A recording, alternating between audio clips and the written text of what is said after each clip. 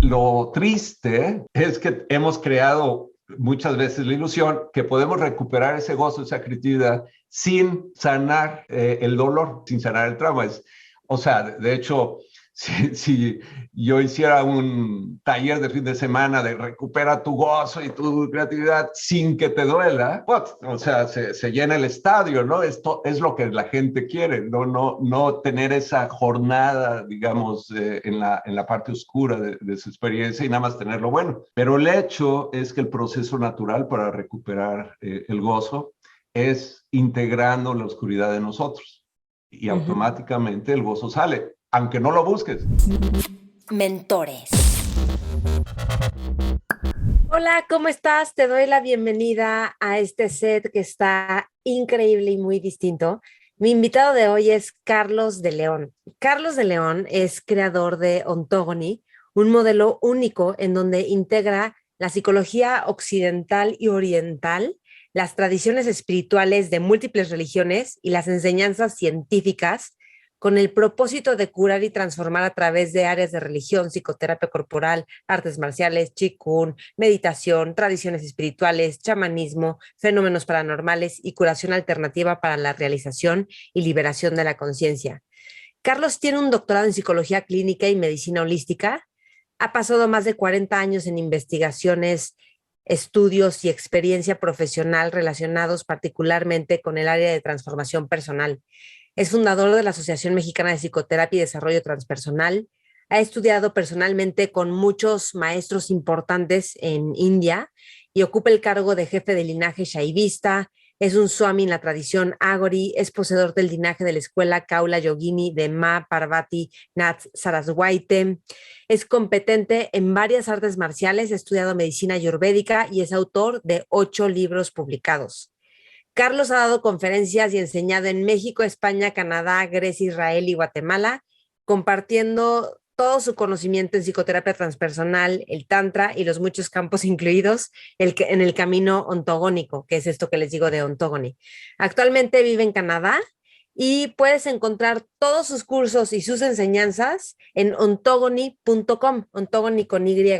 Y te voy a contar, en esta entrevista hablamos de cómo despertar la conciencia y por qué es necesario hacerlo. Hablamos del potencial de la conciencia y el poder personal, de la expresión sexual como una entrega íntima y sagrada. Hablamos de por qué hay celos y posesividad y cómo sanarlo. También de por qué es básico ser compasivo con nosotros y con otros.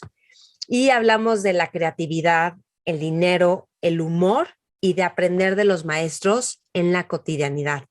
Estoy segura que te va a servir muchísimo esta entrevista. Compártela con otras personas a quienes también pueda servirles. Carlos es un gran maestro, imperdible sus enseñanzas.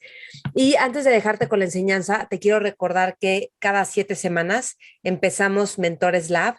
Mentores Lab es un laboratorio en el que nos vamos reuniendo una vez a la semana por 6 semanas y lo que hacemos es, vamos leyendo un libro y para cada semana nos toca leer los capítulos del libro y entonces nos reunimos, discutimos los capítulos del libro y hacemos ejercicios para implementar los conceptos más relevantes a nuestra vida personal y profesional. Son reuniones fascinantes, los libros son increíbles, o sea, los súper seleccionamos, los estudio muchísimo para ver cuál va a ser el siguiente libro que va a ser la mayor diferencia que te sirva en tu profesión, en tu vida personal, en romper paradigmas, en abrirte caminos, en determinación, en cultura, en liderazgo, en trabajo en equipo, en hábitos. Entonces, no te pierdas el siguiente Mentores Lab. Toda la información la publico en mis redes, Mentores con Maite y Maite Valverde de Loyola. Ya sabes que este programa está en Spotify, iTunes, YouTube y estamos en las redes Facebook e Instagram, todo Mentores con Maite. Y yo estoy como Maite Valverde de Loyola en todas las redes. Gracias por escuchar, disfruta la entrevista. Mentores. Carlos, bienvenido, qué gusto. Gracias por aceptar estar en Mentores con Maite. Gracias por la invitación. Oye, me decían todos, ¿y dónde lo vas a transmitir? Y pensé transmitirlo en vivo para que lo fueran viendo ahí toda la banda, pero luego dije, no, que sea como todos, que salga propiamente.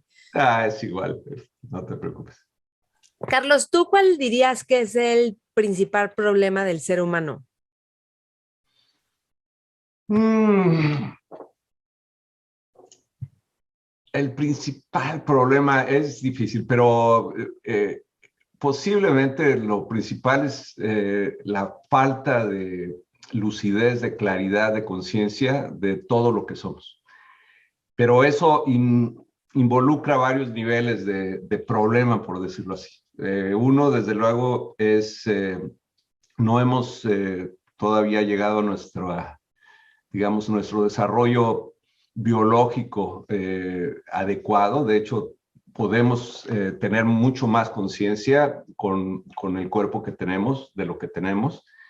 Y eso quiere decir que todavía somos un producto en proceso, de alguna manera, y parte de ese proceso es, desde luego, ganar más conciencia de lo que somos.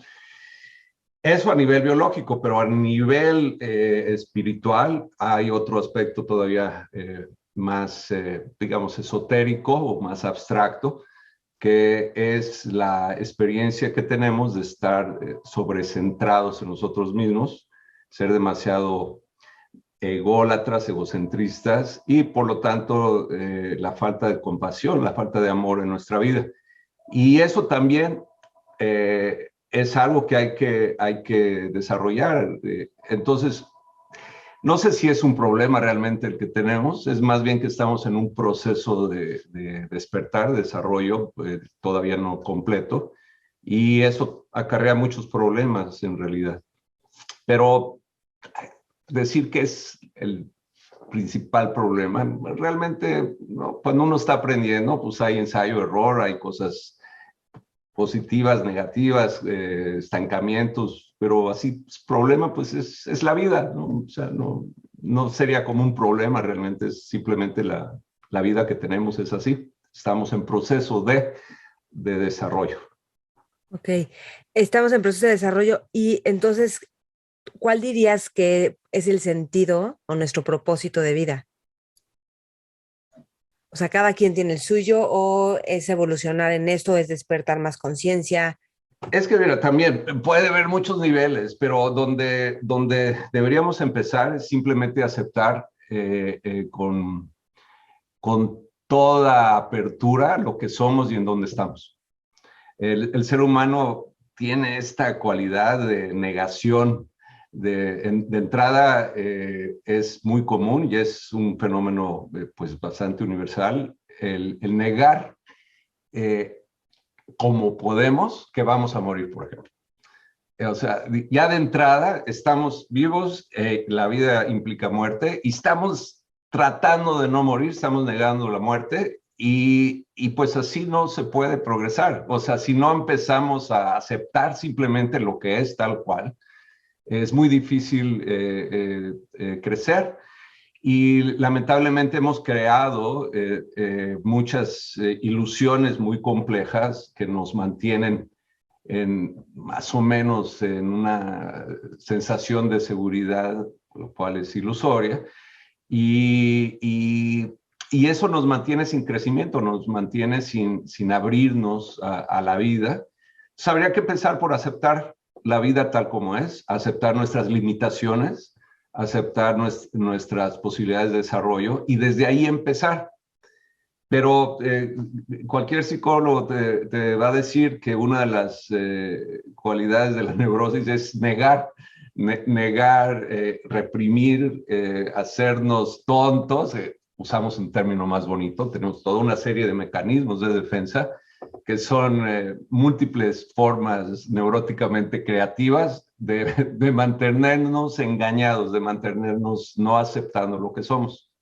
Uh-huh. Y por ahí habría que empezar. ¿Cómo qué formas neuróticas estamos negando? Por ejemplo, es muy común la intelectualización. ¿Qué quiere decir la intelectualización? Que tratemos de darle una explicación intelectual a nuestro dolor, a nuestro sufrimiento, a nuestra incapacidad de amar. Y explicamos, generamos toda la serie de excusas de por qué pasa esto, por qué no nos entregamos, por qué no vuelvo a abrir mi corazón, etc. Y pues es una manera de mantenernos engañados. ¿no? Otra manera muy común es proyectar lo que no me gusta de mí y lo tengo. En vez de aceptarlo y trabajar con eso, lo proyecto en otras personas y lo veo en otras personas e incluso lo tacho en ellas y lo veo como algo muy malo, sin darme cuenta que lo que estoy viendo es mi propia experiencia que no he aceptado. Y así tenemos todo como unas 20 formas muy sofisticadas, de hecho, algunas de ellas para hacernos tontos, para realmente no aceptar lo que somos. Y ese es el problema primero. Hay que aceptar lo que somos. Y dijiste que a nivel, o sea, que podríamos, si tuviéramos mayor conciencia, tendríamos como más capacidad, algo así lo dijiste. ¿Tendríamos capacidad para qué? Si tuviéramos más conciencia biológica y también espiritual. Bueno, primero para darnos cuenta que tenemos ilusiones, que hemos creado ilusiones, para darnos cuenta de que no hay nada que disfrazar, simplemente hay que aceptar la vida tal como es. Y el primer paso para aumentar nuestra capacidad de darnos cuenta es observar en una manera diferente a la que aprendemos, observar el mundo, nuestra vida, observar a los demás. El problema es que tenemos una cultura que ha enfatizado muchísimo la educación de nuestra capacidad mental, pero no ha enfatizado el observar en una manera, vamos a decir, neutral, los fenómenos, las circunstancias, y en esa observación neutral permitir la expresión natural de lo que somos. Al contrario, hay que controlarlo por toda una serie de razones morales o sociales o legales, y nunca acabamos de ver lo que somos. Entonces, el principio básico de la mayoría de los caminos de desarrollo espiritual es detenerte tantito y empezar a ver el mundo de nuevo, como si acabaras de haber nacido. Todo es nuevo, sin juicio, y pues a eso le llamamos meditar en ese sentido. O sea, pero fíjate, es muy interesante porque tenemos que hacer algo artificial para regresar a lo natural. Y la meditación es eso, es algo artificial. O sea, ¿quién en su sano juicio, digamos, se va a sentar en una postura extraña y hacer toda una serie de respiraciones o lo que sea para poder entrar y observar? Eso ya es artificial, pero es un poco como homeopatía, un poco del veneno, que es una elaboración artificial para regresar a un estado natural. Entonces habría que empezar con eso.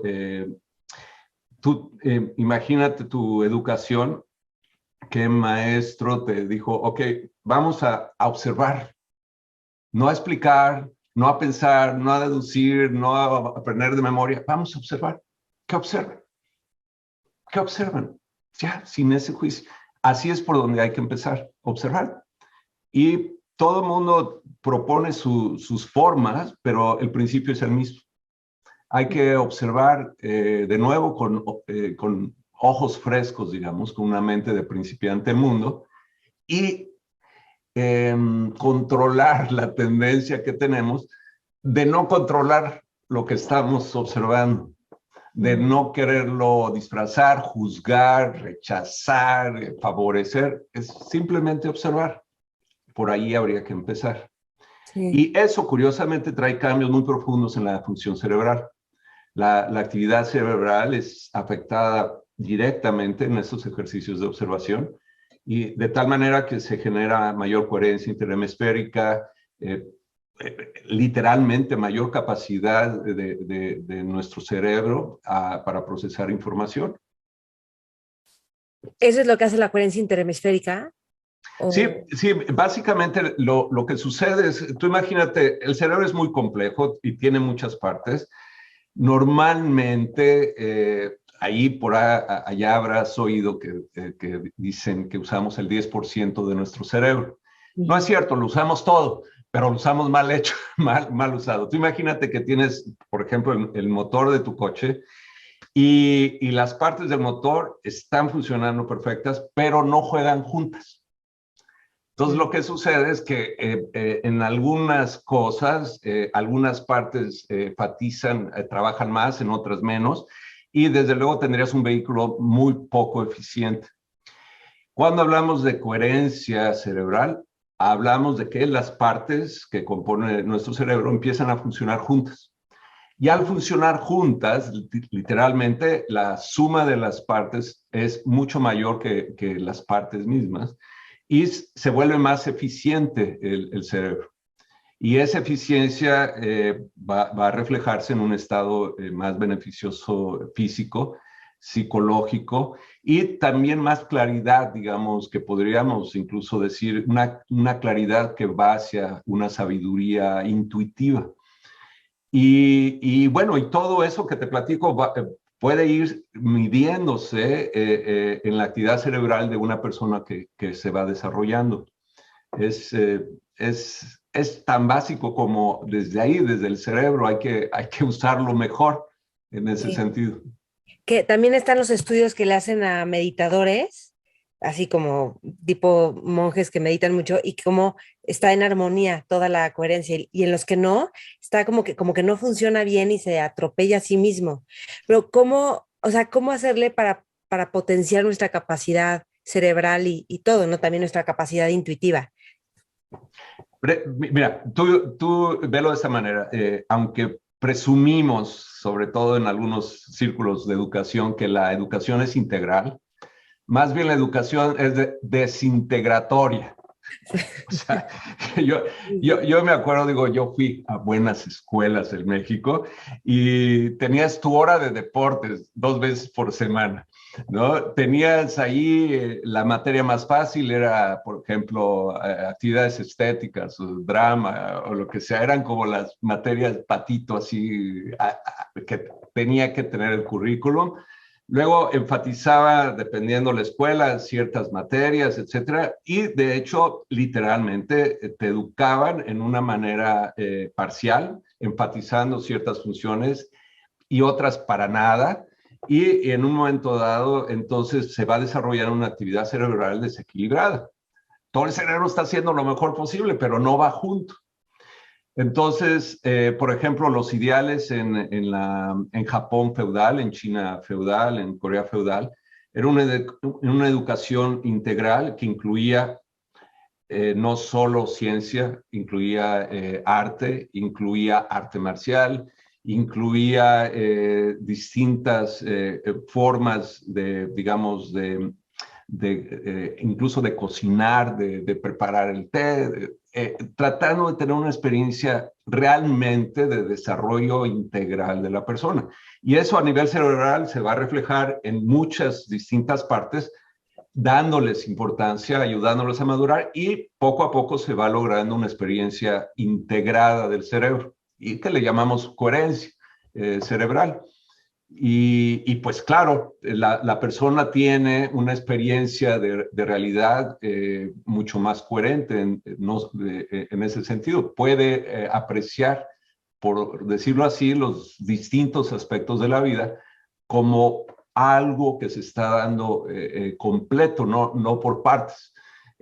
Y lo que nos pasa normalmente, incluso lo ves en mucha gente, son una persona incluso de personalidad distinta en su trabajo, entran a su casa, es como otra persona, están con sus amigotes, es otra persona, es como fragmentamos incluso nuestra identidad, nuestra personalidad. Pues no debería ser así, deberíamos ser coherentes en toda la vida que tenemos, ¿no? Sí, sí, y sabes que eso a mí me gusta mucho de ti, que como que te ves muy tú en diferentes entornos y luego hay gente que puede tratarte como oh, el maestro y tal. Tú los tratas de tú, o sea, normal, y eso me encanta porque es como, pues, estar presente con otro ser humano y si tienen una consulta, les respondes y les contestas, pero no sé cómo decirlo, como auténticamente. Y, Pues se trata, ese es el camino, digamos. Es que esa es otra, nuestra misma sociedad ha creado jerarquías, posturas el de estatus. poder, que es ridículo, ¿no? Sí. Oye, dicen que un iluminado es como un sabio, como un loco y como un niño. ¿Has escuchado eso? ¿Cómo explicarías esto? Cuando escuché eso, que era cuando me acaba de acercar a la meditación del budismo, dije, wow, es que sí, un sabio, un loco, un niño. ¿A quién no le gustaría ser loco, no? Mientras no te metan al psiquiátrico. Sí, güey. Mi maestro preferido en la universidad, cuando acabé la licenciatura, le pregunté si valía la pena estudiar un doctorado en psicología clínica, ¿no? Y me contestó, sí, claro que sí. Te voy a decir por qué, me dice. Porque nadie va a ponerte en un psiquiátrico si tienes un doctorado.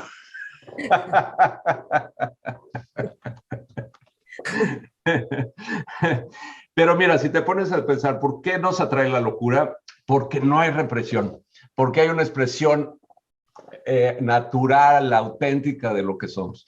Y precisamente la civilización ha domesticado esa locura en tal manera que se te permite expresar algunas cosas y algunos grados, tu emoción o algunas opiniones, etcétera, pero no en una manera espontánea, natural, y perdemos nuestra locura.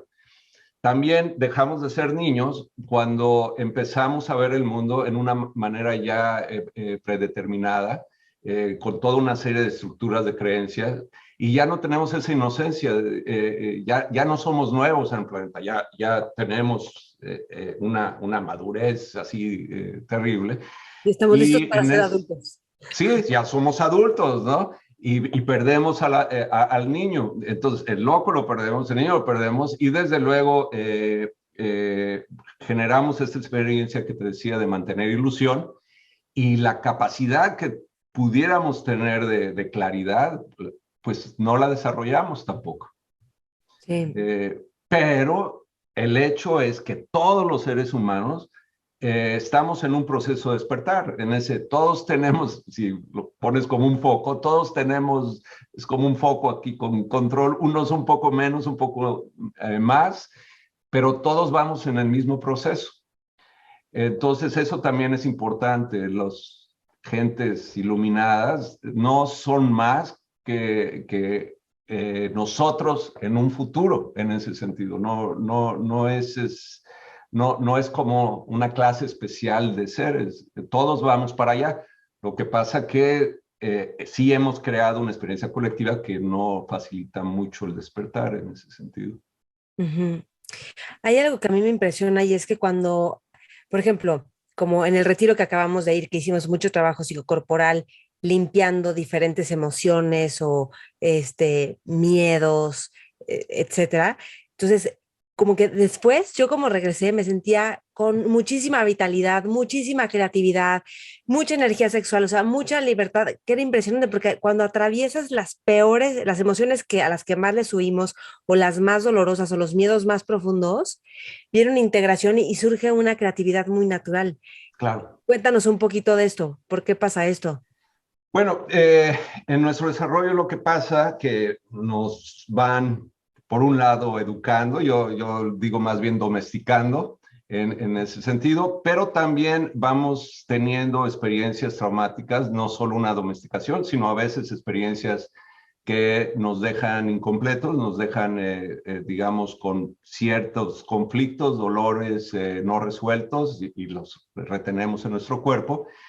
Pero aquí lo importante es entender que lo que estamos reteniendo a fin de cuentas es nuestra energía de vida, porque la energía de vida sostiene nuestro dolor, nuestro gozo, nuestra alegría, nuestra tristeza, es la misma energía, nada más que toma distintas caras.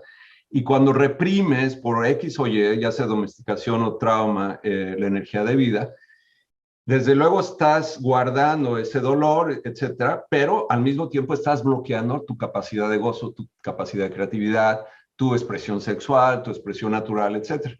Entonces, cuando vas resolviendo estas fijaciones, estos traumas y los vas soltando y los vas reconociendo, los vas integrando, se va quitando esos puntos de dolor, pero la ganancia es precisamente mayor flujo de vida, de la energía de vida. Y eso te da en una manera natural otra experiencia de gozo, de creatividad, etcétera. Pero lo triste es que hemos creado muchas veces la ilusión que podemos recuperar ese gozo, esa creatividad, sin sanar el dolor, sin sanar el trauma. O sea, de hecho, si yo hiciera un taller de fin de semana de recupera tu gozo y tu creatividad sin que te duela, pues, o sea, se llena el estadio, ¿no? Esto es lo que la gente quiere, no tener esa jornada, digamos, en la parte oscura de su experiencia y nada más tener lo bueno. Pero el hecho es que el proceso natural para recuperar el gozo es integrando la oscuridad de nosotros y automáticamente el gozo sale, aunque no lo busques. Ahí sí, no hay manera de escapar del gozo. Sí, sí, sí. Como hay gente que dice, yo quiero ir a terapia, pero no quiero alguien en grupos de Facebook pero nadie que me lleve al pasado de mi niñez, no, yo quiero resolver un tema específico. Y es como, bueno, o sea, tú juras que lo vas a resolver sin querer irte a la Sí, raíz, o sea, ¿cómo? sí. Sí, quiero cambiar sin esfuerzo, quiero ir rápido y que no me duela y que no tenga yo que cambiar las cosas que me gustan. No, Sí, pues ya estuvo. Pues, sí, sí, sí. Carlos, hablaste ahorita de las artes marciales y me gustaría tocar el tema del Qigong específicamente, porque me parece fascinante. Yo alguna vez me lo habían recomendado, entonces fui a una clase y fue como, "Ah", y años después volví a hacer una clase y al día siguiente me sentía muy especial, o sea, como con una sutil presencia, gozo, me sentía muy bien y de ahí ya me superclavé y ahorita estoy en uno de los 100 días que propusiste de Qigong, de hacer el reto de 100 días, pero ¿qué es lo que hace el Qigong? Espérame, déjame te digo, hago un paréntesis. Ayer vi que estaba dándole vueltas a 1000 cosas que tenía, entonces me puse a hacer la secuencia de Qigong. Fue impresionante como, ¡fum! La mente se calmó y o sea, es que te cambia todo el estado, pero hay una parte muy sutil en el Qigong y como en el manejo de la energía y aparte hay una parte espiritual. Explícanos más de esto. bueno, el Qigong, aunque otras culturas tienen algo similar, básicamente el Qigong viene de China y nace de la tradición taoísta, que es la tradición mística, chamánica más antigua de China. Y los taoístas desarrollaron un entendimiento de la energía de vida súper profundo, porque tienen una visión no solo de cómo funciona nuestra energía, sino cómo se interrelaciona con la naturaleza, con el cosmos, etc. Pero de ahí se genera esta idea de que hay ciertas, vamos a decir, flujos de energía en nuestro cuerpo, que les llamamos meridianos, y básicamente la idea es que si el flujo es armónico, es coherente, es básicamente integrado en todo el cuerpo, todas nuestras funciones mejoran. Todas, psicológicas, emotivas, espirituales, físicas, desde luego, longevidad, etcétera. Y cualquier experiencia que bloquee ese flujo, y que podrían ser por toxinas externas, por golpes, por presión, etcétera, empieza a crear no solo una desarmonía en este flujo, sino también incluso bloqueos importantes que si se mantienen por X tiempo van a empezar a presentar enfermedad. Entonces, la idea del Qigong es, en vez de hacer cosas, digamos, indirectas para afectar eso, generar una tecnología que va directamente a los canales, al flujo de Qi, y básicamente en una manera muy rápida, porque es totalmente directo, abrir de nuevo ese flujo y llevarlo a una armonía. Y depende de la experiencia de la persona, va a empezar a notar, como tú has dicho, muchas veces muy rápido, cambios. Gente a veces lo nota en cuestiones físicas, a veces en su mente, a veces incluso en su meditación, etcétera. Y de hecho, esa es la primera fase del Qigong. La segunda fase, ya que más o menos tu energía está de nuevo un poquito ya balanceada y fluyente, es cultivar el Qi y llevarlo a un nivel que normalmente no lo tenemos. Y aquí se puede asociar ese nuevo nivel, por ejemplo, con la experiencia Kundalini en Tantra. Un nuevo nivel de energía vital que ahora no solo te ayuda en tu vida cotidiana, sino literalmente es uno de los complementos para tu despertar espiritual. Y bueno, el Qigong es una tontería, o sea, son ciertas posturas, ciertas visualizaciones a veces, ciertos movimientos que no demandan de así gran esfuerzo, de hecho son generalmente muy suaves y se va desarrollando todo este beneficio y como te decía, tarde o temprano llegas a otro nivel donde realmente esa energía te está ayudando a despertar. Ujú. Y de hecho en México fuimos la primera escuela así de Qigong, dedicada a Qigong que hubo. Sí, Ya después empezaron a entrar otros estilos, etcétera. sí. Que para los que quieran, porque yo lo comparto en ontogony.com, ahí ya están las secuencias, ya están los 7 lotos, creo, ¿no? Entonces, Así es. ahí que pueden.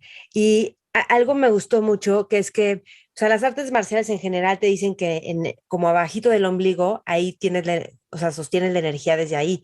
Pero Ujú. en el retiro dijiste que un maestro decía que es como el arte superior es hacerlo desde el cielo y la tierra. Y me Así es. encantó y abrir un flujo ahí. Y como que fue como que si llevara a otra expresión el poder del manejo de la energía. Así es, sí. No, Sí, sí, me sí. falló. Es como, Podrías decir que precisamente el jara o el tantien inferior es relativo a ese primer nivel que expliqué. Y cuando pasas a un nivel más profundo, ya la referencia, digamos, de tu chi empieza a dejar de ser en tu cuerpo y empieza más bien a ver esa relación con la naturaleza.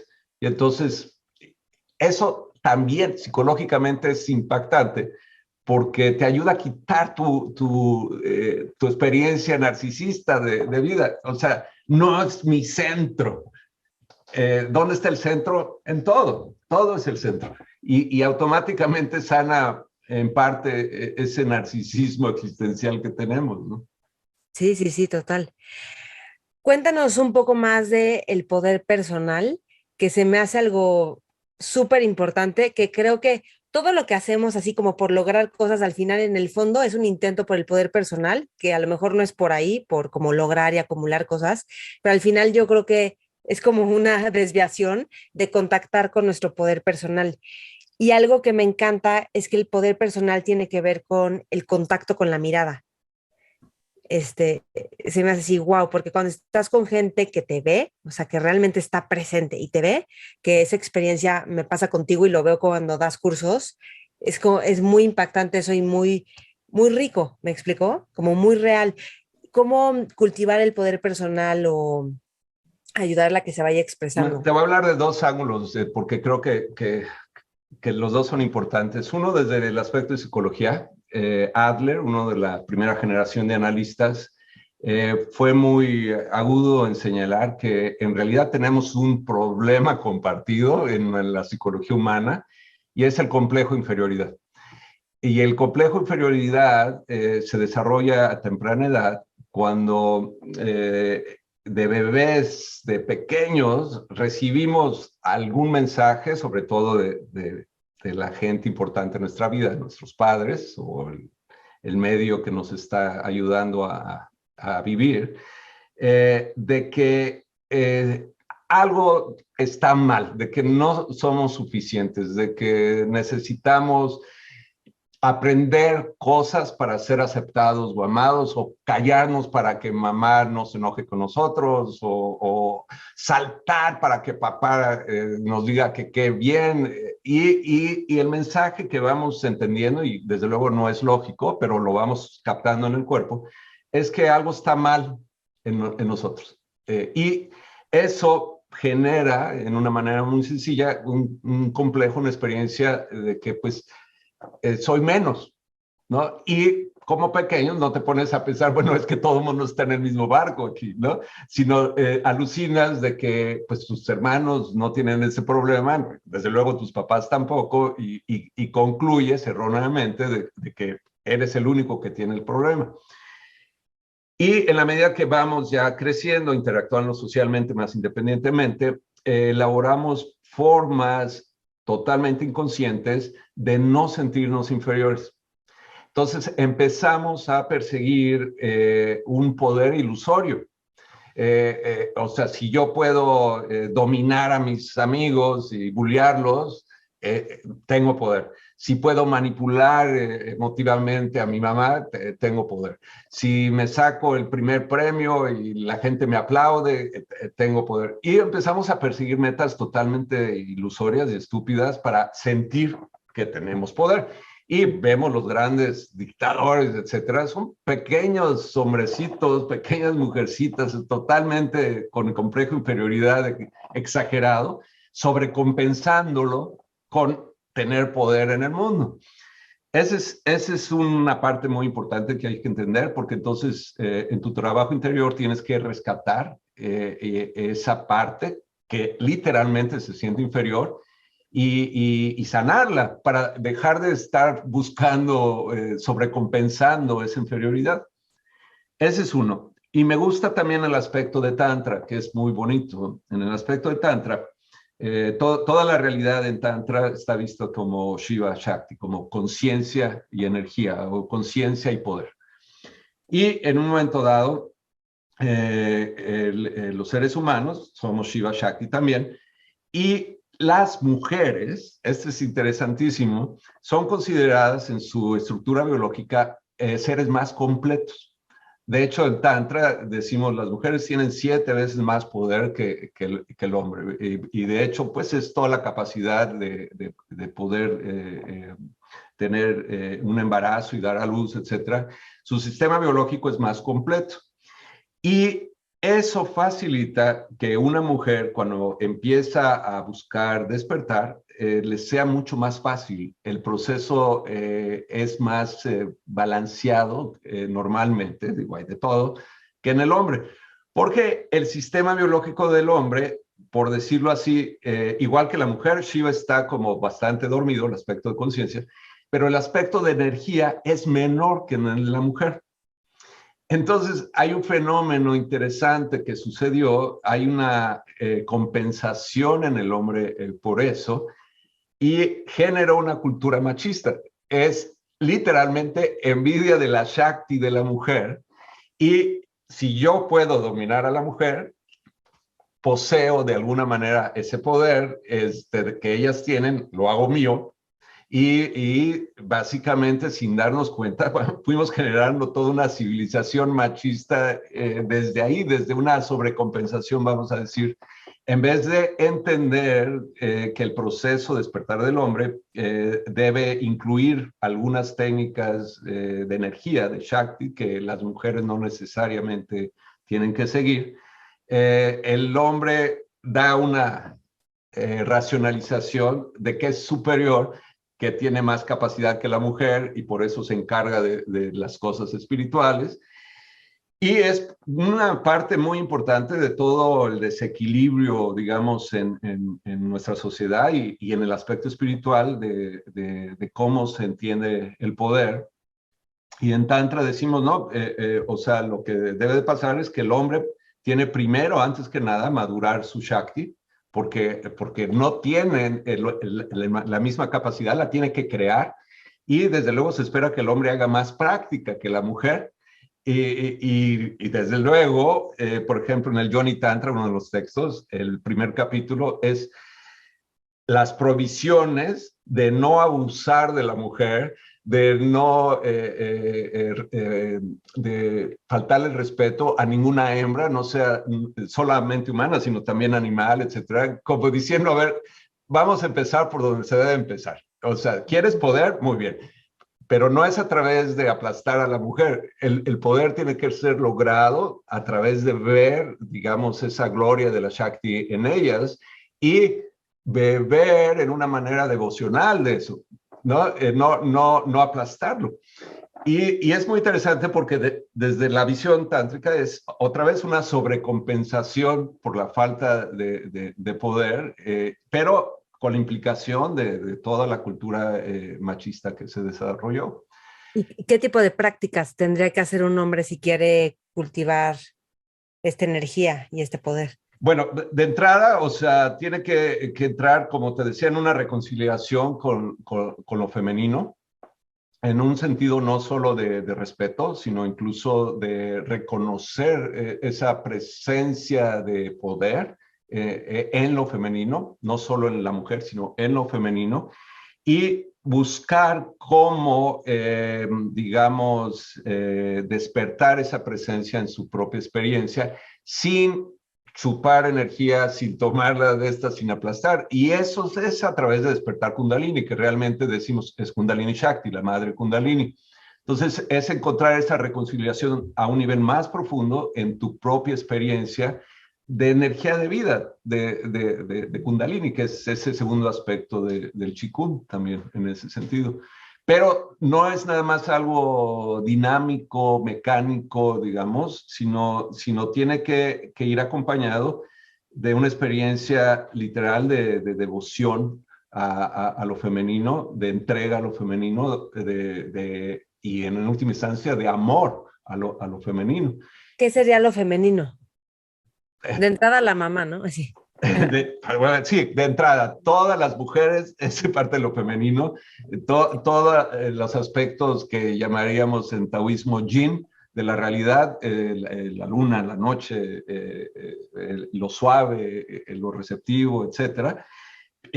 Jungianamente es el ánima, es el arquetipo femenino, es la diosa, etcétera, etcétera. La idea es que lo femenino es como, digamos, la parte de la realidad también que ha dado cobija, ha dado luz al universo físico. Y esto es importante porque reconciliarse con lo femenino es reconciliarse con la realidad física. Y si te pones a ver muchos de los caminos espirituales, lo que se enseña es renunciar al mundo físico, controlar tu cuerpo, etc. Y ese es el regalo, uno de los regalos de lo femenino es esto, la realidad física, tu cuerpo físico, y va de la mano también con el regalo de la muerte, no solo de la vida. Entonces, por eso en Tantra tenemos aspectos de la madre, como Kali, por ejemplo, que nos recuerda que pues también ese aspecto es divino, el aspecto de destrucción y poder renacer después de esa muerte. Entonces, en Tantra es más a través de eso, de reconocer esa parte, y en la medida que se va digamos, reconciliando y despertando más esa relación con lo femenino, con el Shakti, Shiva despierta. Ese es el camino. La danza de la Shakti despierta a Shiva. Y esa es la forma. Estamos hablando de conciencia y energía. Así es. Shiva es conciencia, Shakti es energía o poder. Entonces, bueno, en Tantra, de hecho, en India, un poco que se maneja a veces el hindi con el inglés, a un practicante más despierto en Tantra, de hecho se le llama Shaktiman. Mira, ese es un Shaktiman. Eso quiere decir, es un practicante de Tantra que ha avanzado, que se ha integrado con la Shakti. Es otra manera de decir, mira, ahí va un Shiva despierto, ¿no? Ajá, sí, sí. Entonces, ¿cómo alguien podría reconocer que está adquiriendo o encontrando el poder personal? ¿Cómo cuáles serían las señales? ¿O cómo puedes ver en alguien que tiene poder personal? Ok, uno de los puntos es, uno tiene, como decía desde el principio, tienes que empezar por aceptación. Aceptar lo que eres, lo que sea, pero si no aceptas lo que eres, no puedes empezar a caminar, sigues flotando en algún lugar. Al aceptar lo que eres, ahora tienes que empezar a aprender a ser auténtico. O sea, como que esto soy y eso te da arraigo. Claro, no, y es donde estoy parado y desde ahí empiezo a caminar. Si no estás, quién sabe dónde estás, cómo vas a caminar, ¿qué? De una nube a otra nube en ese sentido. Ok. Luego empiezas a ser auténtico. Empiezas a desarrollar lo que incluso en Tantra decimos, este valor, este coraje de ser auténtico a pesar del mundo. ¿Cómo se vería ser auténtico? Ok, ahí el meollo del asunto es que cuando empiezas a ser auténtico hay dos posibilidades. Soy auténtico y me vale todo, o trato de ser auténtico y ser compasivo al mismo tiempo. No, Y de pues, hecho, esa es la división entre lo que llamamos un camino blanco y un camino negro. Por ejemplo, Aleister Crowley, un mago negro, su dicho favorito era "do as you will", haz lo que se te pegue la gana. Y en un camino blanco diríamos "do as you will in compassion". en compasión, haz lo En que quieras. compasión, sí. Estamos conectados, o sea, tomando en cuenta.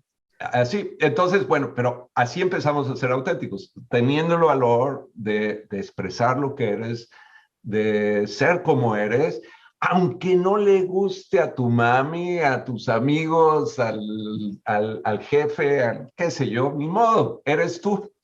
Y tratar de que al ser auténtico no sea una expresión de autoimportancia, de miren, yo sí puedo, ustedes no pueden, o así soy yo y me vale, si no te gusta, pues lárgate, lo que sea, sino tener esa medida también de compasión, ¿no? Soy auténtico en la medida que no daño a otros. Ahora, los vas a ofender muchas veces, pero ahí sí ni modo, ese ya es su problema. Pero no dañas a otros y tratas de no dañarte a ti mismo. Y en esa manera te vas recuperando y automáticamente empiezas a tener ese poder personal que va creciendo. Y por eso, de la mirada, decías, puedes ver a la gente porque para ti has aceptado tu desnudez. ¿Por qué no puedes ver a los demás? Ya no hay esa vergüenza de ser lo que eres y tampoco ese juicio de ver a los demás ay, mira qué limitado estás o qué tonto. No, porque pues así empezamos todos, en donde estemos, ahí empezamos, ¿no? Sí. Oye, hay un texto del Buda que dice algo así como, arrogante es el que cree que los demás son menos que él, más que él, igual que él. Sí, Pero igual exacto. es porque estás generando separación, es igual a mí, ya genera separación porque en vez de ver, somos, ¿no? No, ¿y para qué te andas comparando, no? Exacto, O sí, sea, igual los más o menos. Ajá. y es lo que hacemos, mira, esta manzana está mejor que la otra, esta persona, esta la otra, y siempre estamos comparando. ¿Qué necesidad de comparar si somos únicos, no? Sí. Y eso es lo valioso de realmente de nuestros seres, que es único, es irrepetible. Todas las circunstancias que se han dado para crearte a ti en este momento, nadie más la tiene, ni la va a tener porque es otro tiempo y espacio. Ujú. Entonces, es esa unicidad, como usted diga, es exactamente lo que nos da valor como seres, ¿no? Nadie más da a la creación lo que tú estás dando en este momento. Aunque seamos inconscientes y neuróticos, somos un aporte único. Y Ujú. eso hay que apreciarlo no solo en uno mismo, sino en los demás también. Sí. Tú dices que todo, bueno, no sé si lo dices así tal cual, pero que toda terapia tendría que llevarte a una liberación espiritual también. Con suficiente profundidad, sí. Ujú. Bueno, o sea, idealmente, ¿no? Sí. Y por eso en parte creaste pues la terapia ontogónica, que tenga diferentes, o sea, como que vas yendo por capas o a lo más sutil, ¿no? También. Sí, sí, la idea, bueno, terapia es, de alguna manera, implica sanar. Y la gran pregunta es, ¿qué necesitamos sanar? En una respuesta así muy amplia decimos nuestra ignorancia, es lo que estamos sanando en última instancia, pero también sanamos nuestro dolor, nuestro trauma, nuestros resentimientos, sanamos el daño que hemos hecho a otras personas y en la medida que vas sanando y vas acabando, digamos, con todos esos pendientes que has ido dejando en la vida, ¿qué es lo que sucede? De manera natural, vas regresando a una presencia en el aquí y ahora sin esfuerzo. Porque mientras tenemos todo eso, parte nuestra está agarrada en el pasado y parte nuestra está futuriciando que vamos a cambiar o hacer o algún día nos van a reconocer, o etcétera. Y no estamos, aunque estamos, realmente no estamos completamente en el aquí y ahora. Y en la medida que vamos sanando, vas regresando aquí y ahora, y ahí ya no hay diferencia con muchas de las visiones espirituales. O sea, la presencia plena en el aquí y ahora, es lo que nos ilumina en ese sentido. Sí. Y por ejemplo, para los procesos de sanación, ¿qué piensas de las plantas de poder?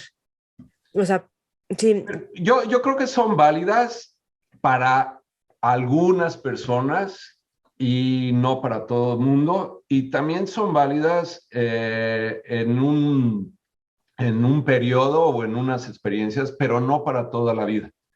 Porque a fin de cuentas, propuestas como un camino de vida, estamos usando algo que será muy natural y sin modificación genética, pero estamos usando un elemento externo a nuestra bioquímica para generar una experiencia de claridad que para un proceso de aprendizaje pues está muy bien, pero no para un proceso, digamos, de independencia, de libertad. Para mí es muy importante eso, que todo lo que hagamos sea para aumentar nuestra experiencia de libertad, nuestra experiencia de amor y nuestra experiencia de sabiduría. Si lo que hacemos tarde o temprano, por ejemplo, te va limitando la libertad porque ahora estás dependiendo de, pues ya hay que cambiarlo, ya hay otra cosa. Entonces, con esa visión es más fácil, incluso te metes a explorar con las plantas luminosas, llega un momento dado que dices, bueno, ya aprendí, quedarme aquí es estar ahora sí colgado de algo todavía más sofisticado que de mi botella de alcohol, ¿no? Me da otras experiencias, pero a fin de cuentas es una muleta. Y regresando a lo que decía al principio, lo importante es regresar a la presencia natural, a la experiencia natural. Y la experiencia natural es que pues no nacemos con unos hongos en la boca, en ese sentido, ¿no? Sí, es que la onda es que sea como lo más simple posible y no necesitar nada, así, ni un cuarzo, ni un incienso, ni una vela, ni un nada. Pero lo que decía, las técnicas de crecimiento son artificios artificiales para regresar a lo natural, y es muy válido, pero lo que Ayudan. no es válido es depender de ellos. Eso, ajá, eso. Ni de maestros tampoco, eso es importante, ni de terapeutas, ni del cura, ni de nadie. Son guías por algunos periodos o compartir algunas cosas, pero a fin de cuentas uno debe ser totalmente independiente en su caminar. Ajá, su propio maestro, que bueno, pues si necesitas algunos No, ni siquiera tu propio maestro, porque ¿para qué quieres ser tu propio maestro? Tendrías el peor alumno de todos. No, eres tú, ¿no? En ese sentido, la vida es suficiente maestro y maestra para todos. Pero nos gustan esos títulos, ¿no? Sí, sí, sí. Oye, y a ver, la energía sexual o el sexo y todo esto que pues en la espiritualidad es como, oh no, y la tenemos un poquito ahí medio oculta y Bueno, medio... en la espiritualidad de ciertos grupos, en Es otras cierto, espiritualidades no. en otras... Lo aclaro. Sí. Pero cuéntanos un poco de la energía sexual, cómo hemos de relacionarnos con ella, cómo verla, cómo experimentarla. Bueno, estamos lamentablemente arrastrando en la cultura occidental toda esta visión, digamos, de la moral judio-cristiana, que de alguna manera se volvió todavía más severo cuando en la teología cristiana empieza a asociarse la sexualidad con el pecado original. Y bueno, esto duró siglos y hasta hoy todavía está asociado de esa manera en la Iglesia Católica, en la doctrina católica, etcétera. Y desde luego, muchas veces este claro mensaje, no solo de la cultura judio-cristiana, sino de algunas culturas, por ejemplo, en India, algunas enseñanzas espirituales, de la necesidad de reconocer la experiencia física, por ejemplo, en India, como ilusoria, como algo que no tiene sustancia real. En cristianismo, muchas veces, como el origen del pecado, de la parte animal, etcétera. Y desde luego no solo es como un renunciamiento al cuerpo, sino incluso pelearnos contra el cuerpo. Y desde luego si te peleas con la sexualidad y te peleas con el cuerpo, te estás peleando contigo mismo y te estás peleando con la vida, te estás peleando con lo que es esta realidad, punto. Y yo creo que no es una buena forma de acercarse a despertar espiritualmente. De entrada, peleándome en contra de lo que soy. Por otro lado, lo que vemos, y tenemos ejemplos ya de sobra, que esa postura no genera una experiencia sana en la sexualidad. De hecho, hemos visto muy claramente que la represión sexual por razones espirituales, más que nada, genera expresiones de perversión sexual. O sea, es una energía que no podemos simplemente calificar como mala y desecharla. Es una energía que tenemos que aprender a abrazar y a usarla en una manera sabia. El problema también, que nuestra sexualidad no nada más es una experiencia que nos empuja a tener un contacto y intimidad y entrega, sino también es una experiencia que involucra la reproducción. Y eso ha creado también experiencias muy fragmentadas, ¿no? Por ejemplo, el típico mensaje de la Iglesia Católica de que están permitidas las relaciones, pero para procrear, no para gozar, ¿no? Y tú imagínate la esquizofrenia que se hace en eso, ¿no? Es como, ok, voy, pero es pecado si siento rico, pero necesito procrear porque es el mandato de Dios y es una esquizofrenia terrible. Y desde luego, esos no son buenos modelos, yo creo no son sanos psicológicamente y se ha demostrado con suficientes ejemplos que no ha resultado bien para la humanidad. Y ahora, no tampoco creo que sea como lo ideal, ¿no? Pues no. La idea es esta, de entrada, aceptar lo que somos, pero eso te permite tener una experiencia de conciencia y una experiencia de conciencia te permite tener una experiencia de responsabilidad. Entonces, por ejemplo, en el camino de Tantra, la sexualidad es casi, podríamos decir, incluso freudiana en ese sentido. La energía sexual es una expresión de la Shakti y no solo es una energía sexual o una experiencia sexual, es una parte de la esencia divina, es una parte de la esencia de la Shakti. La Shakti siendo esta energía universal, a veces se manifiesta como sexualidad, a veces se manifiesta con gozo, a veces combinado, a veces se manifiesta destruyendo, transformando, etcétera. Pero no es que sea algo separado, es simplemente parte de la esencia divina universal y por lo tanto de nuestra misma esencia. Y de entrada no tendríamos que tener este criterio de aceptarla o no aceptarla. Ya ese criterio sería ya totalmente alejado de lo que somos. Es un desconocimiento de lo que somos total. Entonces, de entrada no hay problema.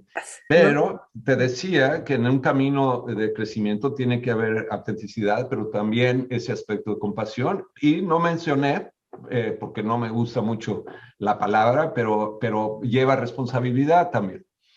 Y en ese sentido, hablaríamos de una experiencia de expresión sexual para varias cosas. Primeramente, para un contacto con el otro que nos puede llevar a un nivel de intimidad que es totalmente, a otro nivel de lo que podrías tener los contactos sociales y de amistad y de familia. Entonces, dado que nos puede llevar a un contacto de intimidad tan profundo, no podemos ver a la sexualidad como algo casual. ¿Entiendes? Es de alguna manera una expresión, si viéramos la vida como el templo de Salomón, la unión sexual, de hecho, existe en el lugar santísimo, donde estaba el arca de la alianza, en el lugar más profundo. Por ejemplo, eso no lo conoce mucha gente, pero en la tradición cabalista, el arca de la alianza ya es que se pone guardada por dos querubines. En la tradición cabalista, lo que se piensa es que estos querubines están desnudos, Uno es femenino, otro es masculino y básicamente están cara a cara con sus genitales, no solo su cara. En el templo de Salomón. Y el mensaje es clarísimo. O sea, el acto sexual, el acto de entregarte sexualmente en amor, te lleva a tal intimidad que te lleva a lo más profundo de tu ser, a ese nivel mucho más profundo. Entonces, desde esa visión espiritual, desde luego, el acto sexual no puede ser nada más pues, una cueste por ahí, ¿no? Es algo sagrado. Sin embargo, al ser parte de nosotros, tenemos entonces la posibilidad, por decirlo así, de comulgar con ese sabor divino en cualquier momento. Pero hay una responsabilidad sabiendo que eso puede generar hijos, puede generar toda una serie de problemas en los demás, y entonces estás peleando por ser auténtico y por otro lado no dañar, pero el otro, la otra, el esto, y llega un momento dado que tienes que balancear esos aspectos sociales porque la sociedad está sexualmente enferma. Entonces, la pregunta es cómo puedo liberar mi sexualidad en una sociedad enferma sexualmente. No fácil, no fácil. Tienes que básicamente tener una presencia y un esfuerzo y valor en ese sentido y tener suficiente sabiduría para saber con quién puedes expresar esa parte sagrada y con quién no conviene. Y la verdad, penosamente, con la mayoría de la gente no conviene, porque te vas a meter en un viaje donde no hay reconocimiento de lo sagrado en ese sentido.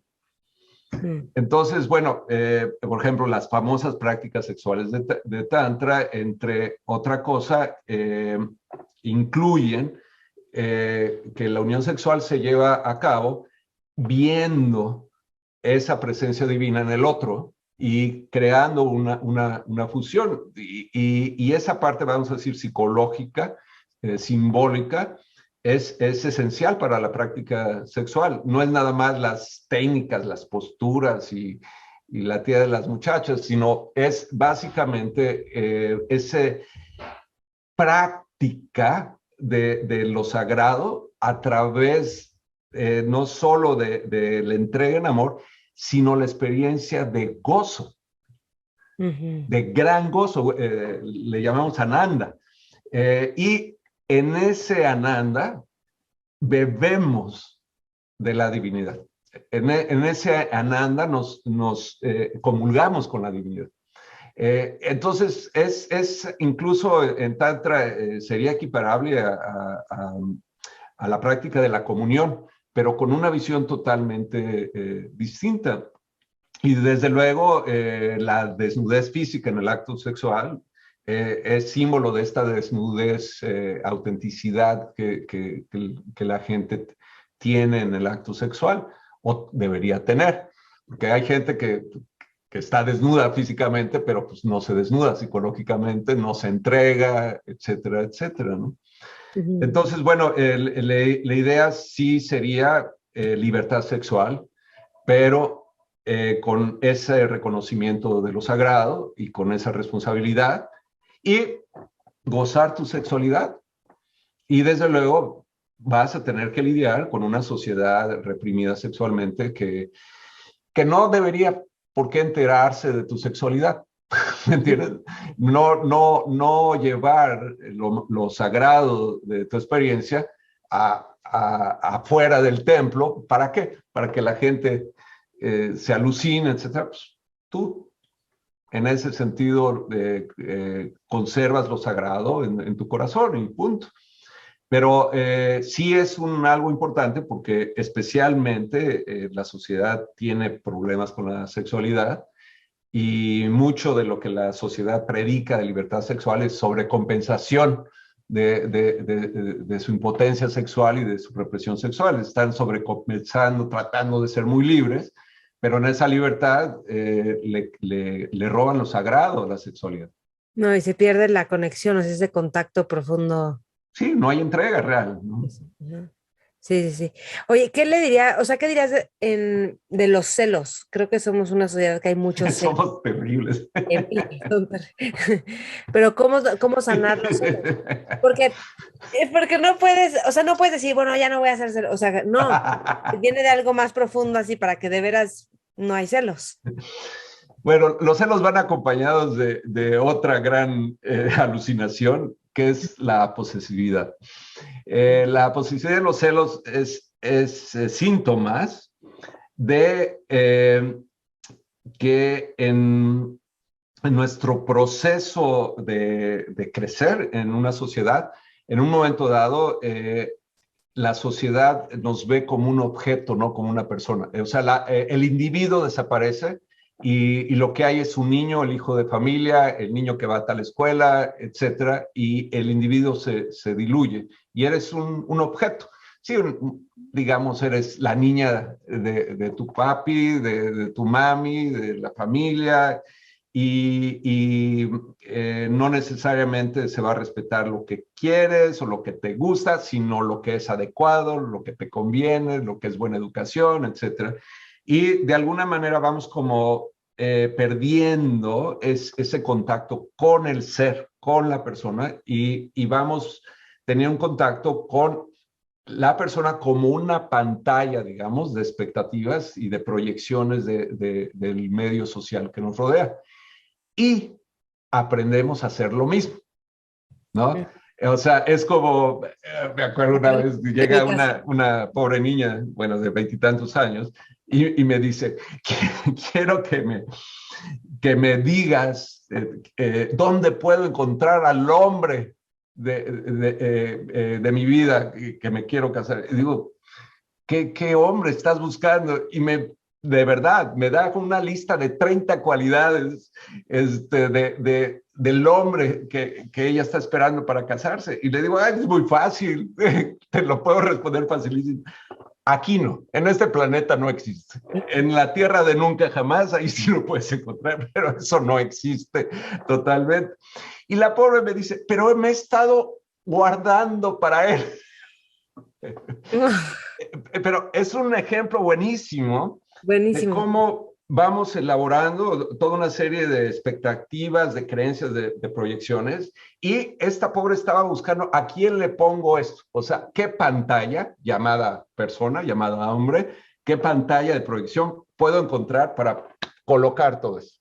Y desde luego algún día lo va a encontrar, se va a enamorar y al año se va a estar matando porque resulta que no era cierto lo que había ella puesto en la persona. Pero bueno, ese fenómeno de objetivización y de proyección es parte de nuestra neurosis.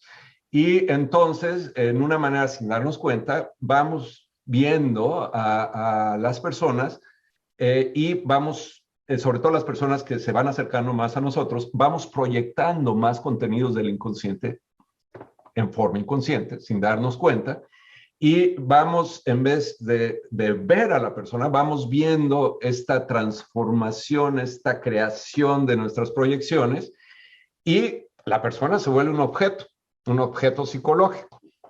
Aunque no lo veamos así, así es este objeto. Ahora, como la persona es mi objeto, yo lo he creado, es mío, mía. Mía, es mi mujer, claro, porque es mi creación, es como yo la hice, no yo la creé, es mi pantalla, es mi experiencia, y como es mía, tengo derecho a poseerla, a celarla, etcétera, y no puedo permitir que mi mujer me traicione con otro, porque no, está creada para mí, y esa es la raíz realmente. Ya los celos y todas las explosiones de locura que nos dan, ya son síntomas, digamos, de ese cáncer psicológico, que es objetivizar a través de nuestras proyecciones. Entonces, la solución es traer a nuestra experiencia consciente este proceso de proyección y expectativas que estamos teniendo, ir soltando eso, y también ir reconociendo cómo cachamos esas proyecciones de otros y también ir soltándolas, porque inconscientemente las vamos asumiendo que así debe de ser. Y en la medida que vas haciendo eso, lo que va apareciendo enfrente de ti es una persona, un otro individuo que desde luego no puedes poseer porque es un ser viviente, igual que tú, con valor, con independencia. Y más bien empiezas a apreciar que si esa persona pasa tiempo contigo o tiene entrega contigo, es un regalo. No es parte de mi demanda, de mi expectativa. La persona me está regalando algo muy preciado, que es su amor, su presencia, su compañía, es su atención, y es un regalo que no puedo comprar con nada, ni con regalos caros, no, es un regalo del ser al ser y viceversa. Los celos desaparecen. ¿Cómo puede haber celos de esos? No, sin el alucine de las proyecciones, no puede haber celos. Entonces, en vez de pelearnos con los celos y todo eso, habría que ir a eso, a cómo proyecto, sobre todo en la gente que más amo y más cercana siento, y cómo he permitido que proyecten en mí, y cómo ha habido este juego sin darnos cuenta de expectativas, de resentimiento porque no cumpliste mis expectativas, de esto, y desde luego esas inseguridades con los celos, pues, es parte de eso, ¿no? Si yo he proyectado que esta persona va a ser fiel y ya no es fiel, ¿no? Y cómo si hasta el cura le dijo que tenía que ser fiel y que pues ahora me ha traicionado, etcétera, pero pues no es la persona, es todo el alucine que hemos puesto en la persona. Entonces, cura de celos es ese, ver tus proyecciones, tanto las que has mandado y las que has recibido, y limpiarlas. Y lo que queda eres tú, y lo que queda es el otro o la otra, y lo que se da juntos siempre es un regalo. Es un regalo gratis de ambas partes. Y ya, ¿qué celos puede haber? Ninguno. Ese es el... Está increíble. En algún punto te escuché decir, a lo mejor lo estoy diciendo, voy a cambiar de tema y lo estoy diciendo fuera de contexto, pero algo así dijiste como, si tienes un tema de pobreza o de no tener lana, desapégate de la pobreza. O sea, como ya, desapégate de tu neura de la pobreza. O sea, ¿cómo desapegarte de la neura de un tema de pobreza con el dinero o la escasez? La cosa es que ya sean cosas buenas o malas, nos volvemos dependientes de ellas porque digamos, las usamos como puntos de referencia, digamos, de nuestro valor, de nuestra existencia, de mi ser. O sea, por ejemplo, si me pasa algo muy bueno espiritualmente, decimos, hoy debo de haber hecho algo muy bueno, tengo muy buen karma, me está pasando algo bueno. En ese sentido, como que vemos lo que nos pasa como puntos que me dicen de mi valor como ser. Entonces, si no tengo dinero, todo esto, ¿qué me está diciendo la vida? Es que hay algo malo en mí. ¿Por qué? Porque asumo que si me va bien y estoy sano, es que yo estoy bien. Pero si estoy enfermo, estoy pobre, yo no valgo, yo estoy mal, algo mal en mí. Entonces, volvemos a lo mismo, a esa falta de aceptación y contacto con lo que verdaderamente soy, independientemente de si hay dinero, si no hay dinero, si hay salud, si no hay salud, si hay compañía, si no hay compañía. Yo tengo valor como ser. Entonces, la idea de desapegarte no solo es de lo malo, sino de lo bueno en ese sentido. O sea, si es bueno, gózalo, si es malo, pues súfrelo. Y ya, no hay que agregarle, digamos, un valor especial, positivo o negativo a las cosas, ni tampoco hay que añorar más de lo bueno y desear que no venga lo malo, porque te mantiene fuera de ti, fuera de tu centro. Estás dependiente de eventos de impermanencia, digamos, para tu bienestar, que no es lo adecuado. Ahora, curiosamente, cuando sueltas eso, hay más cosas buenas que malas.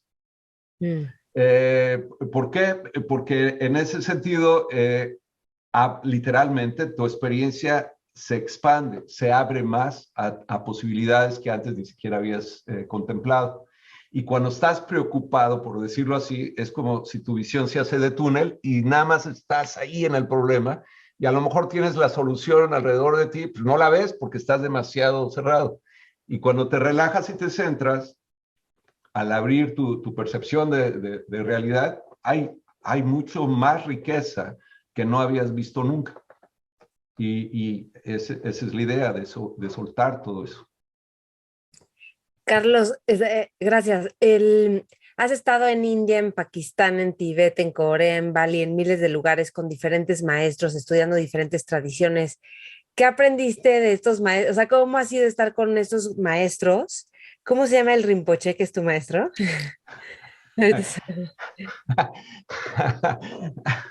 Y aquí buscando en mis notas. Pero bueno, ¿qué has aprendido de ellos? ¿Qué ves de ellos? Porque también como que hacen una transmisión, ¿no? Cuando estás con maestros y... O sea, hay un dicho en el judaísmo, es una bendición estar entre los tzadikim, estar entre los santos, estar entre los justos, digamos. La bendición no es tanto lo que enseñan, que muchos de ellos enseñan de una manera impresionante, cosas muy, muy, muy bellas. La bendición es compartir un poco la cotidianidad con ellos. O sea, para mí visitar maestros no es ir a un seminario, esto o lo otro, sino compartir con ellos. Por ejemplo, estando con Harish en India, la cotidianidad de ir a comprar el postre juntos, el cotorrear, el traer a su hijo montado ahí jugando ajedrez luego con la hija, el ir y venir, esa cotidianidad es lo más precioso, mucho más que te sientes a recibir instrucción. ¿Por qué? Porque de hecho tenemos pocos ejemplos en el planeta de gente coherente y poder compartir lo cotidiano con alguien más coherente que uno, ese es un regalo, ¿me entiendes? Porque el humano también es importante decir que aprendemos, por ejemplo, vamos viendo, vamos aprendiendo muchas cosas, y si no nos exponemos a gente más coherente, es muy difícil tener como acabar de captar la posibilidad de ser más coherentes. Te pongo un ejemplo.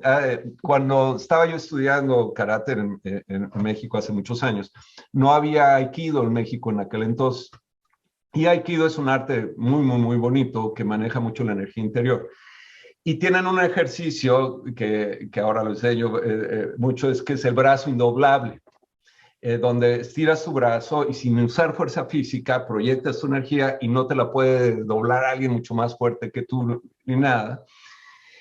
Y yo cuando leí sobre eso, estaba en karate, que es algo mucho más duro, digamos, el estilo, como que desde luego creía que se podía hacer, pero no me cabía como, y trataba yo de hacerlo, y siguiendo las instrucciones, digamos, del libro, y siempre me doblaban el brazo, decía, pero ¿cómo hacerlo? O sea, tengo el entendimiento intelectual, tengo la fe de que sí existe, o sea, porque si no, ¿cómo? Pero no lo puedo hacer mío.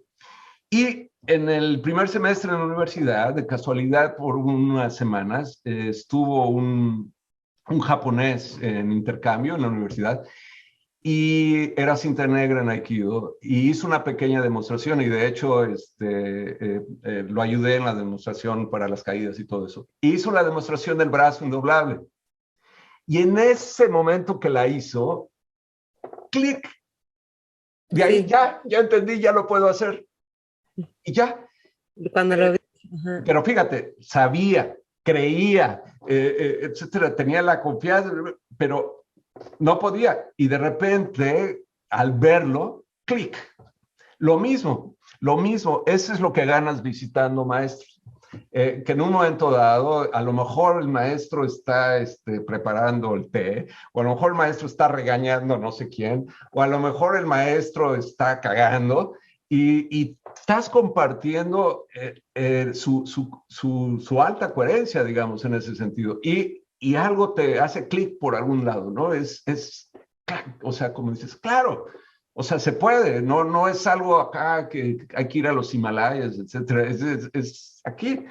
Pero sí, el hecho es que no tenemos la suerte de que haya muchísimas gentes de eso.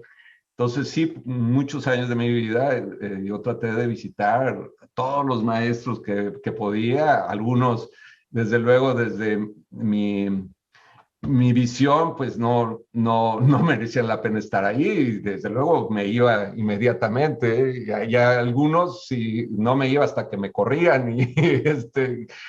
Porque hay también esa afinidad.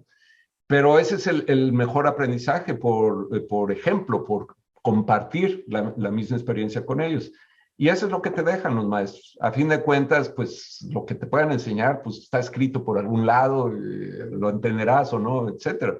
¿Tienes alguna anécdota con algún maestro? Ay, tengo muchísimas. Bueno, así que nos compartas, que sea especial. Mm, Es que hay de todo tipo de color y sabores. Eh, es que todos tienen totalmente su forma. Eh, es que la verdad hay tantas y distintos maestros y distintas anécdotas que más bien necesitaríamos estar platicando de un tema y más bien Y se me ahí, asocian y vienen. Eh, pero bueno, pregúntale de anécdotas con maestros y como yo no me las sé mucho, pero como cuáles. Yo sé si pregunto tan escueto, pues no sé.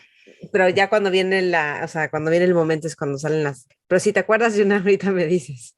bueno, de Este, todo, hay pequeños milagros, por como que ejemplo, de las cosas Ajá. que más disfrutaba yo con Lama Tarchi, mi maestro Nima. ¿Lama qué? Nima, él era un maestro de linaje Nima, que viene de Padmasambhava, de Dokshen. Él era una persona preciosa, la verdad. Siempre me acuerdo con mucho cariño de él porque es de las personas como más coherente en su compasión.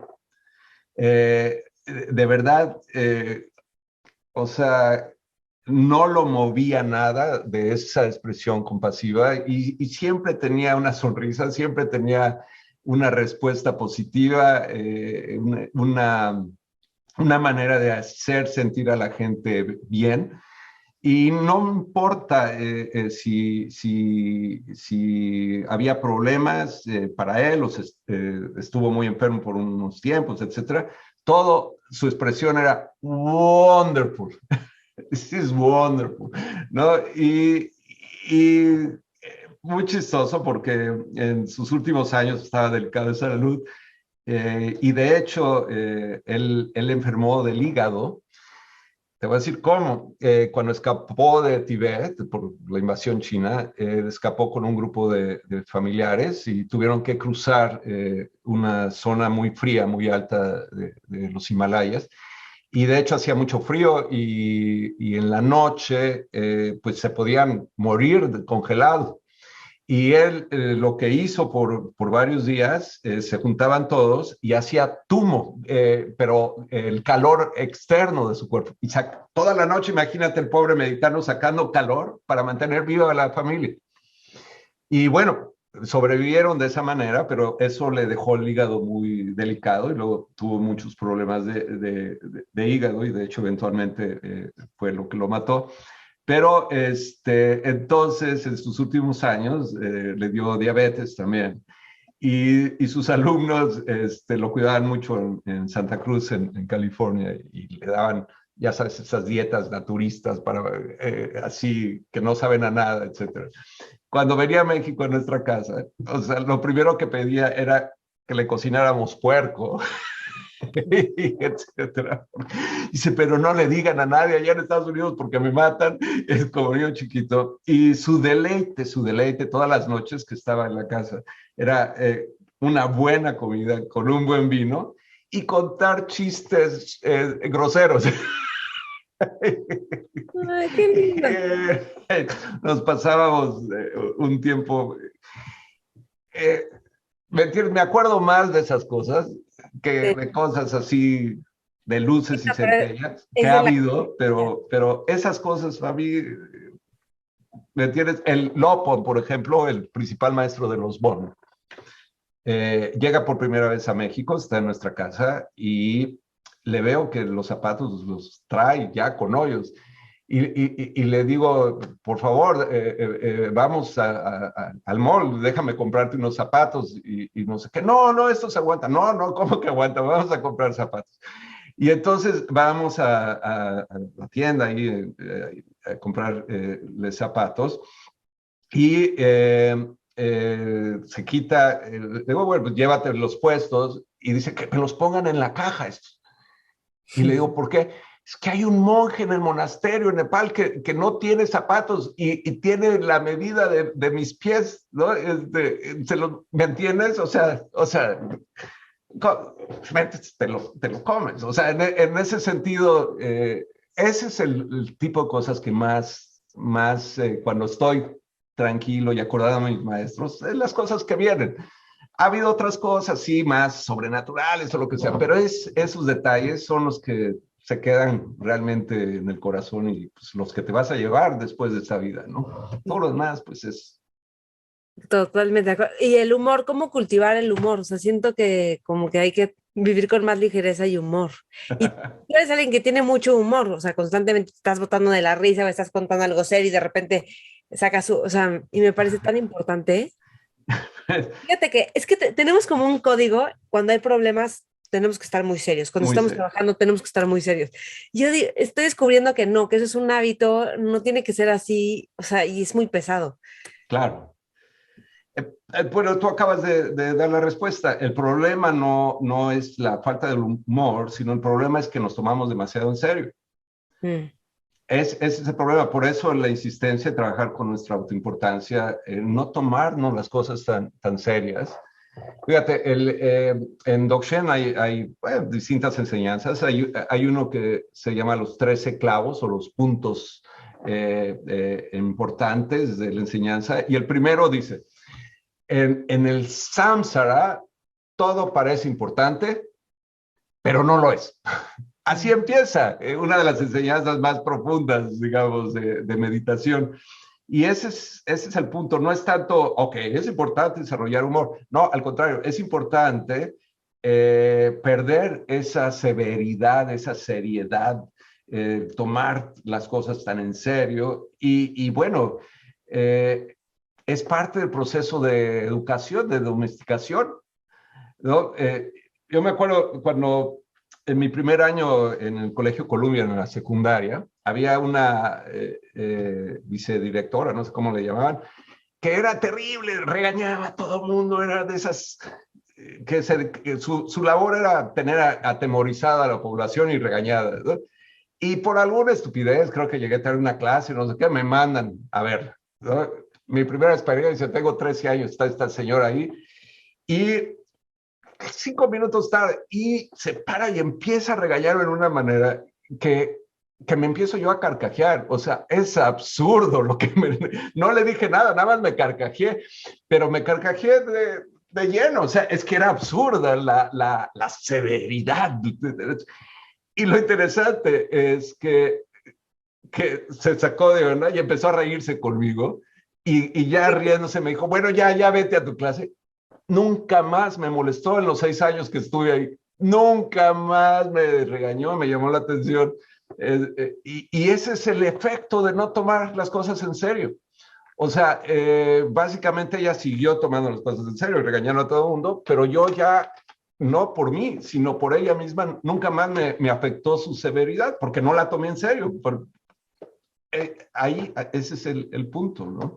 Sí, sí, sí. Eh, Mi amigo Jacobo Grimmer se ofendía conmigo porque me decía, eres un irrespetuoso, me decía a cada rato, porque pues sobre todo cuando, ya sabes, en el medio académico, los muy expertos en algo empiezan a hablar y hasta les cambia el tono de voz y se ponen así como... Y yo me burlaba de eso, se ofendían terriblemente, pero al rato al rato regresaban, ¿no? Porque era básicamente raro para ellos también el que una persona no los tomara en serio. Era refrescante también en ese sentido dejar esa máscara de yo soy el que sé y el experto y todo este tipo de cosas. Entonces, es ahí, no te preocupes del humor, el humor es parte de nuestra naturaleza. De hecho, yo creo que, parte de la esencia divina es bien bromista somos eso también. Nada más hay que quitar lo que nos sobra, que es esa severidad, ¿no? Ujú.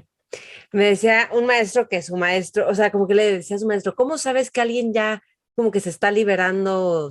Y le dice el maestro, bueno, well, you become lighter.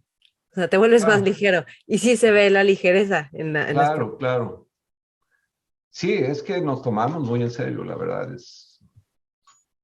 Ay, ¿conoces el texto de Luda que le dice a Rajul a su hijo? Rajul, sé como la tierra, que si le escupen, la pisan, la todo, no se lo toma personal y no dice, ah, porque a mí me aplastan y me escupen. O sea, Exacto, la tierra, exacto, la tierra. exacto. Sí. Es buen consejo. Sigue siendo vigente. Ok, Carlos, si estuvieras en una mesa con jóvenes, bueno, jóvenes de espíritu, no de edad, sino jóvenes, visionarios, emprendedores, ¿tú qué les aconsejarías? Ordenar comida tailandesa. Porque es buenísimo. Esa es de las mejores comidas para compartir en un grupo de jóvenes.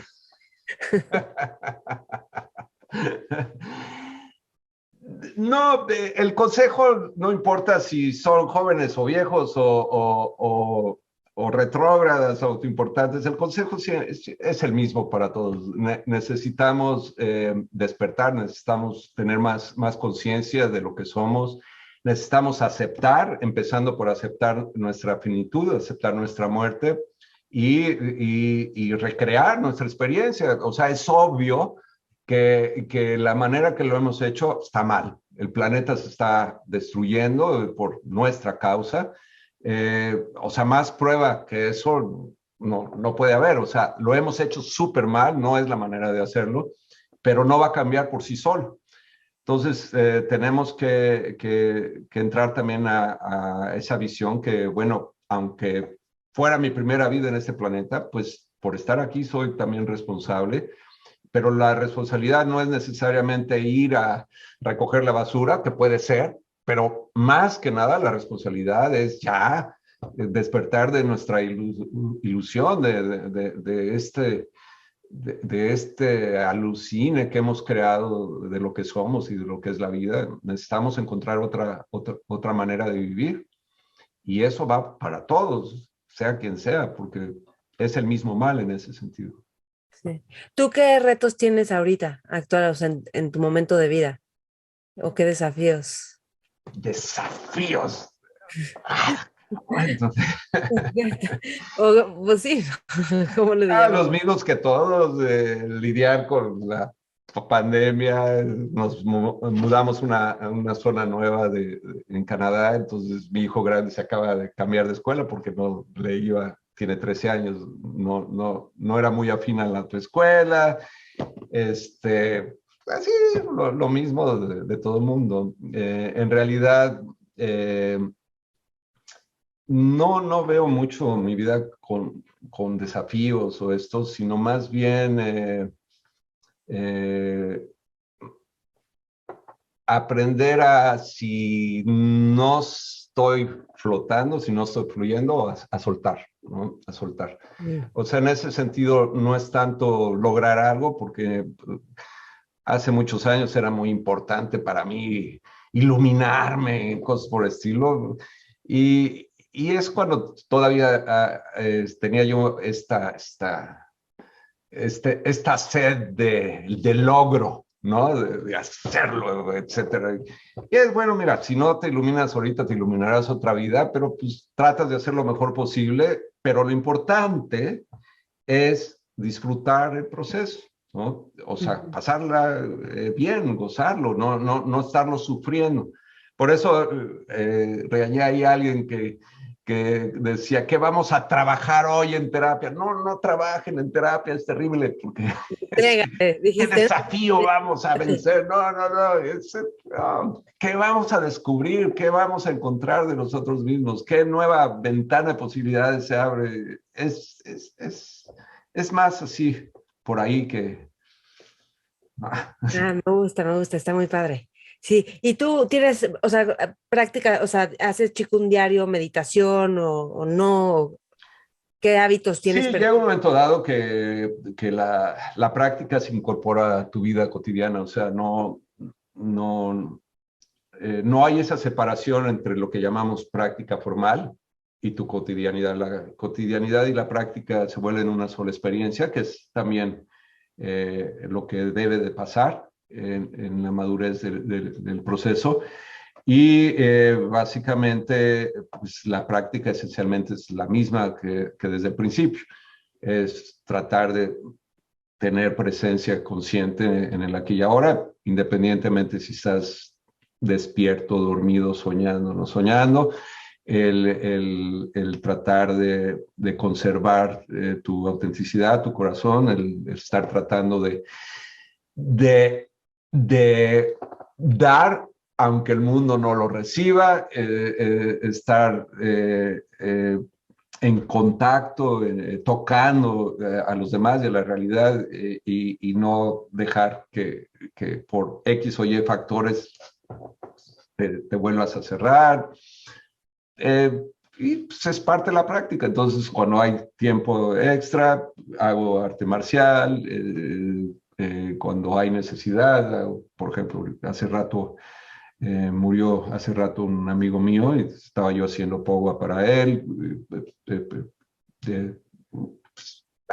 Lo que la vida va dando, ¿no? ¿Puedes explicar tantitito qué es Powa para que sepan las personas? Powa es una palabra tibetana que se llama transferencia de conciencia y básicamente la practicas para que en un momento dado, cuando mueras, puedas morir más conscientemente y tengas más posibilidad de liberarte al morir, pero tiene una aplicación para otros y es ayudarlos. Cuando mueren hay un proceso todavía, cuando el cuerpo físico, digamos, es declarado muerto, hay todavía un proceso de algunas horas donde la persona va saliendo del cuerpo y tiene que lidiar con su karma, sus memorias, sus asuntos, sus apegos. Y cuando hacemos powa para otra persona es ayudarlo a que no se pierda en todo eso y se centre más en sí y que tenga una posibilidad, digamos, o de liberarse o por lo menos de pasar a un proceso más fácil después de separarse por completo. Y le ayudamos a hacer la transferencia de conciencia, powa, en ese sentido.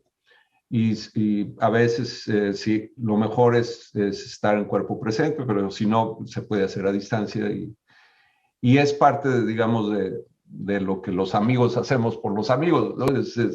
Dame una mano, si se me pocha una llanta, pues te ayudo, si me estoy muriendo, igual me voy a alucinar con la experiencia, me voy a perder un poco, ayúdame y así nos vamos, entre todos, ayudando. Cool.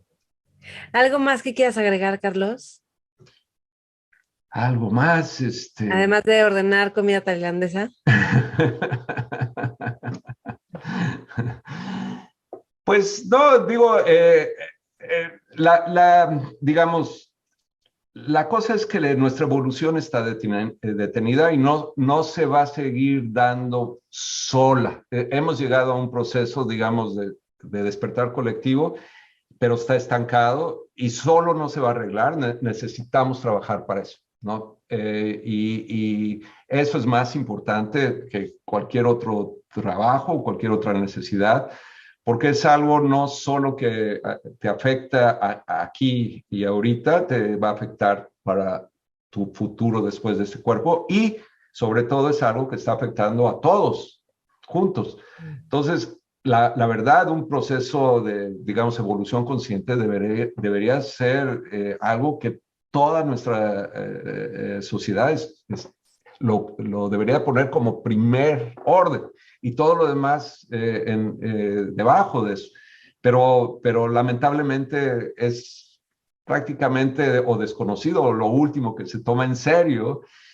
Pero en este momento, sobre todo que estamos pasando, es muy importante volver a darle valor a esa experiencia de despertar.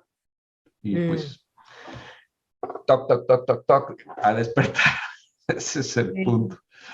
Está buenísimo. Ay, Carlos, pues muchas gracias. Qué buena onda por este tiempo, por esta conversación, por compartirnos todo esto. Gracias a ti, gusto en verte. Y sobre todo arregladita y hasta con rizos o quién sabe. Ya como estamos en los retiros todos desfachatados. Sí, sí, sí. Mentores. Y para ti que escuchaste esta entrevista y llegaste hasta el final, súper bien, espero que te haya servido un montón. Quiero saber qué es lo que más te gusta, qué es lo que más te sirve de esta entrevista, qué te impactó, qué vas a cultivar, qué vas a practicar. Y si quieres más información de Carlos o entrarle a sus cursos, métete a la página ontogony.com, ontogony, al final con y.com. Ahí hay cursos en inglés, en español, hay de todo tipo de cursos, es riquísimo todo lo que enseña. Y también puedes contactarme y yo te puedo dar información de cosas aquí en México más personales. Bueno, pues que disfrutes esta semana, este día, la vida misma, que sigas despertando conciencia y si te quieres unir a Mentores Lab, que empezamos cada 7 semanas, no te lo pierdas, los libros que estamos escogiendo están espectaculares, nos vuelan la cabeza, nos abren paradigmas, lo llevamos a nuestra vida, o sea, nos da muchísima plenitud, nos abre caminos, mucha pasión, o sea, mucho gusto, ¿no? De estarlo compartiendo con otros. Son 6 semanas en donde nos reunimos una vez a la semana y en esas reuniones hablamos de los capítulos que leímos para esa semana y vemos cómo aplicarlos a nuestra vida diaria y a nuestra vida personal y profesional. Entonces, bueno, es una delicia, es un gozo, no te lo pierdas y pide toda la información a info@mentoresconmaite.com y estamos en todas las redes. Mentores con Maite está en Instagram, Facebook, YouTube, Spotify, iTunes y yo estoy como Maite Valverde de Loyola en Facebook, Instagram y también tengo un canal de YouTube y Spotify, iTunes. Bueno, hasta pronto, qué gusto. Mentores.